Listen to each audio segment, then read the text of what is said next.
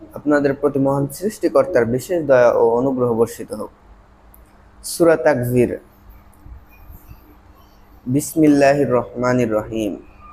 আয়াত ১, ইযা শামসু কুব্বিরত। ২, ইযান নুজুমু কাদারত। ৩, ওয়া ইযাল জিবালু সুয়্যিরত। ৪, ওয়া ইযাল ইশারু উত্তিলাত। ৫, ওয়া ইযাল উহুশু হুশিরত। ৬, ওয়া ইযাল বিহারু সুজ্জিরত। ৭, ওয়া ইযান নুফুসু যুওয়িজাত। ৮, ওয়া ইযাল মাউউদাতু সুইলাত। ৯, বিআইয়ি যামবিন কুতিলাত। ১০, ওয়া ইযাস সুহুফু নুশিরাত। ১১, ওয়া ইযাস সামাউ কুশিতাত। ১২, ওয়া ইযাল জাহিমু সুইরাত। ১৩, ওয়া ইযাল জান্নাতু উজলিফাত। ১৪, আলিমাত নাফসুম মা আহদারাত। ১৫, ফালা উকসিমু বিল খুন্নাস। ১৬, আল জাওয়ারিল কুন্নাস। ১৭, ওয়াল লাইলি ইযা আসআস। ১৮, ওয়াস সুবহি ইযা তানাফফাস। ১৯, ইন্নাহু লাকাউলু রাসূলিন কারীম। ২০, জি কুওয়াতিন ইনদা যিল আরশি মাকিন। ২১, মুতাইন সাম্মা আমিন। ২২, ওমা সাহিবুকুম বিমাজনুন। ২৩, ওয়ালাকাদ রাআহু বিল উফুকিল মুবিন। ২৪, ওমা হুয়া আলাল গায়বি বিদানিন। ২৫, ওমা হুয়া বিকাউলি শাইতানির রাজিম। ২৬,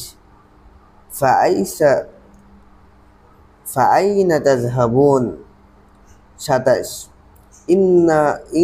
ইন হুয়া ইল্লা যিকরুল লিল আলামিন। ২৮, লিমান শাআ মিনকুম আইয়াস্তাকিম। ২৯, ওয়ামা তাশাউনা ইল্লা আইয়াশা আল্লাহু রাব্বুল আলামিন। আমি যে সূরা তাকবীরের আরবিগুলো পড়লাম, আপনারা কি কিছু বুঝেছেন? বা আমি কি বললাম বা না বললাম সে বিষয়ে আপনারা কোনো কিছু বুঝেছেন কি? আপনারা কিছুই বোঝেননি, বা এটা বোঝার কথাও না, কারণ আমি আরবিতে পাঠ করেছি আর আপনারা আরবি জানেন না। তাহলে এখন আমি বাংলায় পাঠ করি, আপনারা একটু শুনুন। ১, সূর্যকে যখন নিষ্প্রভ করা হইবে। ২, যখন নক্ষত্ররাজি খসিয়া পড়িবে। ৩, পর্বতসমূহকে যখন চলমান করা হইবে। ৪, যখন পূর্ণগর্ভা উষ্ট্রা উপেক্ষিত হইবে। ৫, যখন বন্য পশু একত্র করা হইবে। ৬, সমুদ্র যখন স্ফীত করা হইবে। ৭, দেখে যখন আত্মা পুনঃসংযোজিত হইবে। ৮, যখন জীবজন্তু সমাধিস্থ কন্যাকে জিজ্ঞাসা করা হইবে। ৯, কি অপরাধে উহাকে হত্যা করা হইয়াছিল। ১০, যখন আমলনামা উন্মোচিত হইবে। ১১, যখন আকাশের আবরণ অপসারিত হইবে। ১২, জাহান্নামের অগ্নি যখন উদ্দীপিত করা হইবে। ১৩, এবং জান্নাত যখন সমীপবর্তী করা হইবে। ১৪, তখন প্রত্যেক ব্যক্তি জানিবে সে কি লইয়া আসিয়াছে।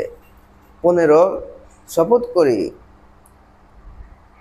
আমি শপথ করি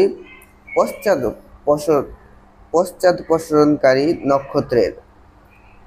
১৬, যাহা প্রত্যাগমন করে ও অদৃশ্য হয়। ১৭, শপথ নিশার যখন উহার অবসান হয়। ১৮, আর উষার যখন উহার আবির্ভাব হয়। ১৯, নিশ্চয় এই কুরআন সম্মানিত বার্তাবহের আনিত বাণী। ২০, যে সামর্থ্যশালী আরশের মালিকের নিকট মর্যাদা সম্পন্ন।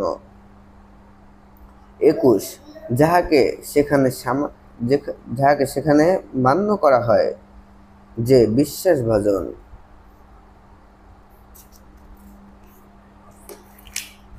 ২২, আর তোমাদের সাথী উম্মাদ নয়।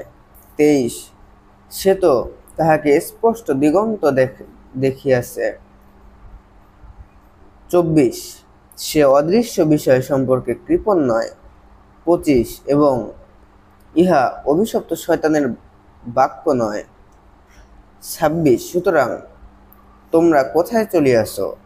27 তোমরা তো শুধু বিশ্বজগতের জন্য উপদেশ, ইহা তো শুধু বিশ্বজগতের জন্য উপদেশ। 28 তোমাদের মধ্যে যে সরল পথে চলিতে চায় তাহার জন্য। 29 তোমরা ইচ্ছা করিবে না যদি জগৎসমূহের প্রতিপালক আল্লাহ ইচ্ছা না করেন। তাহলে এখন যে আমি বাংলাতে পড়লাম আর একটু আগে যে আরবিতে পড়েছিলাম, এর ভিতরে পার্থক্যটা কি আপনারা তো নিশ্চয়ই বুঝেছেন। কারণ আমি বাংলাতে পড়ার পরে আপনারা কিছুটা হলেও ধারণা পেয়েছেন বা আমি কি বলেছি সেটা বুঝতে পেরেছেন। যদিও পুরো আয়াতটি বিশ্লেষণ ভাবে না বুঝলেও বাংলা হিসাবে আপনারা মাতৃভাষা অনুযায়ী আপনারা বুঝতে পেরেছেন। কিন্তু আমি যে আরবিতে পাঠ করেছিলাম সেটা আপনারা আগা মাথা কোনোটাই বোঝেননি। সেজন্য আমাদেরকে কোরআন বাংলায় পড়তে হবে যাতে আমরা বুঝতে পারি। আমরা আরবিতে পড়লে কোনো কিছু বুঝতে পারবো না, কোনো কিছু জানতেও পারবো না, আমরা শুধু পড়েই যাব।